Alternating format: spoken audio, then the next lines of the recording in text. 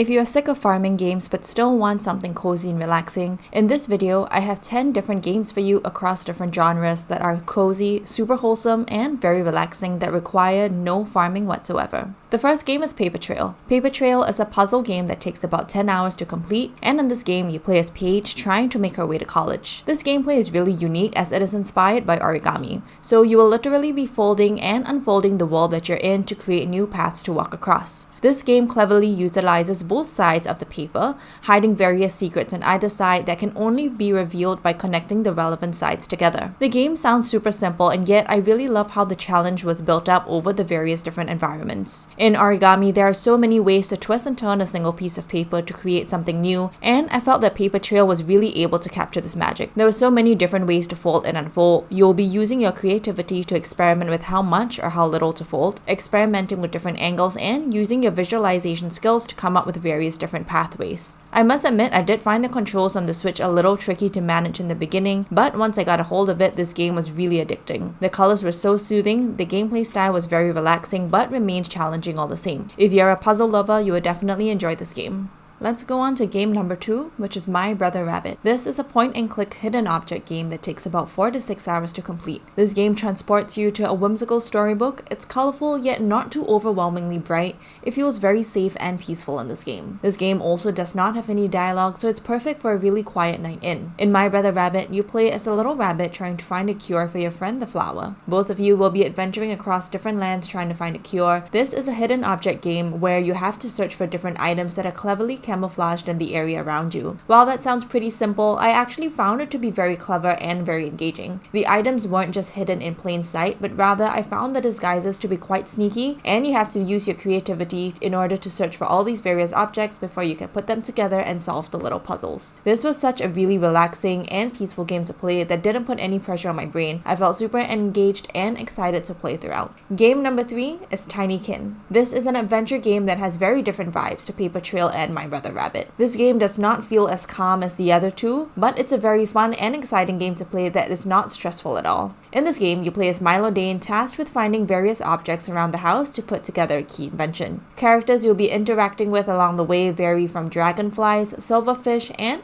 dung beetles. The catch is that they're not the ones helping you, but you will actually be getting help from these other strange creatures known as Tinykin. These are little creatures that have various abilities to help you collect the items you need on your adventure. As you are a really tiny person, you will be able to explore different rooms in the house to search for the items that you'll need. This is mainly an exploration type game, and you will have to carefully explore each nook and cranny of the room that you're in to get what you want. I thought this game was super creative. I love how each room wasn't just a regular old boring room, but it utilized everyday household objects to form platforms or obstacles that made the environment just seem so full and exciting. I love that the game also really encouraged you to enjoy the environment around you by collecting pollen, which are kind of like coins, rather than just exploring the rooms for the sake of it. This allowed me to explore and appreciate the surroundings on my own time, and I would highly recommend this game if you're looking for a more upbeat adventure that isn't stressful at all.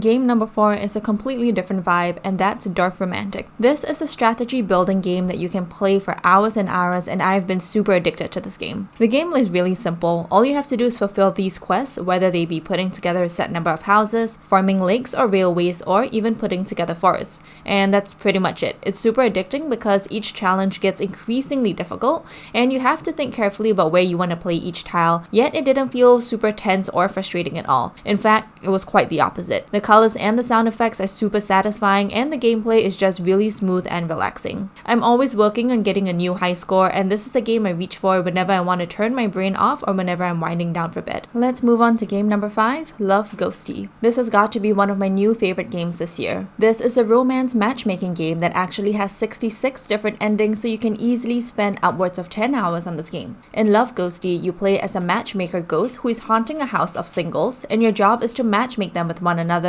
by pairing the housemates up for little dates and gifting them gifts while pretending they're from another admirer. I also found this game to be super addicting. Firstly, I am a completionist, so you know I'm working hard on getting those 66 different pairs. Secondly, I love the idea of pairing couples up based on their personality traits. So that means finding dates that are well suited for them and finding gifts that they will love. I also loved identifying these traits about these characters, and I love the little cutscenes that each pair has when they're going on dates or when they're just chatting with one another. It's such a cute and relaxing game game, and it's a really easy one to pick up whenever you want. Now that we're halfway through the video, if you're liking the games and the video so far, please consider liking the video and leaving a comment telling me which game has intrigued you the most. Game number 6 is Please Touch the Artwork Too. This is a very short hidden object adventure game where you will be literally walking through and poking about various artworks that you're in. This game is very straightforward. All you have to do is search around each artwork to find the items that you need, and that's pretty much it. It's a game that can take about an hour to an hour and a half max. It's really relaxing and super soothing on the eyes, especially if you're a big art fan.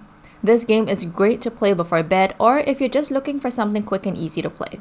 Game number 7 is another one of my favorites this year, Agent A, A Puzzle in Disguise. This is a point-and-click puzzle game that I got on sale for just €2 and it was so good. In this game, you play as a secret agent whose job is to infiltrate the secret lair of enemy spy Ruby LaRouge and capture her. This game was so much fun. I loved digging around the house to find items and piecing them together to solve the puzzles. This game required a lot of careful observation, some trial and error with the puzzles, but all in all, it was nothing impossible and just required some patience. It was a really great game to tickle your brain in a way that wasn't stressful or overwhelming. I love the story, the variety of puzzles, and the variety of difficulty levels as well in the game. If you are looking for an interactive puzzle game that's around 4 to 6 hours long, I highly recommend you check this game out. We're almost at the end of the video and we're now at game number 8, Wa. Wa is a gorgeous puzzle platforming game where you play as a little creature who is returning to her homeland after being sent away during a tragic accident that you have no recollection of. As you return home, you meet the characters that once helped you along the way and you'll be getting to know them again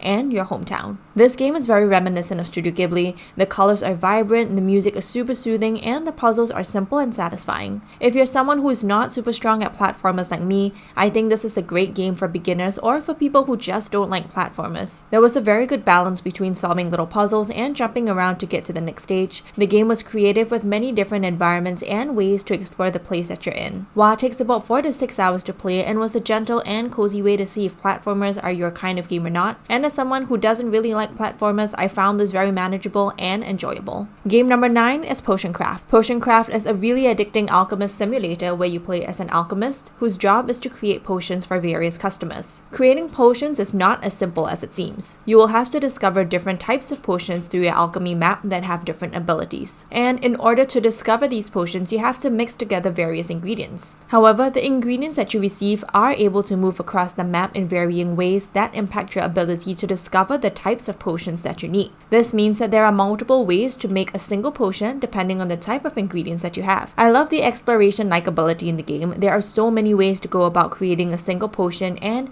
the acts of grinding and mixing up the potions are also super satisfying. The added element of the game is the shopkeeper part. You'll be getting many different types of customers who will have some pretty interesting requests. Some may have normal requests like a potion to heal a cold, while others may have strange requests like a potion that can allow them to move quickly so that they can steal better. You have the opportunity to decide what kind of reputation you want your shop to have by choosing the customers you want to serve. This game is really fun, super addicting, and one that I think will be a worthwhile add to your library. Finally, game number 10 is Afterlove EP.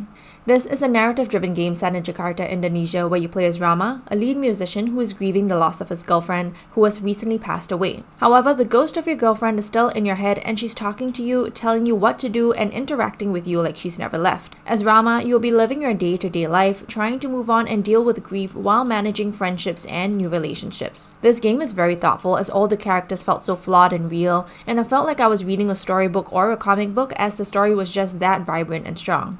I really liked having the options to make decisions for Rama that will impact the outcome of a story. I love that within each in-game day, there are a set number of tasks for you to work on, and you're free to explore however you like, but it is all within fixed bounds. This kept the story tight, and it allowed the story to move at a steady pace. If you're looking for a story-like game that is both emotional and heartwarming, Afterlove EP will be the game for you. Those are the 10 games that are both cozy and without any farming, and I hope you enjoyed it. Let me know what kind of videos you would like to see next, and see you in the next one.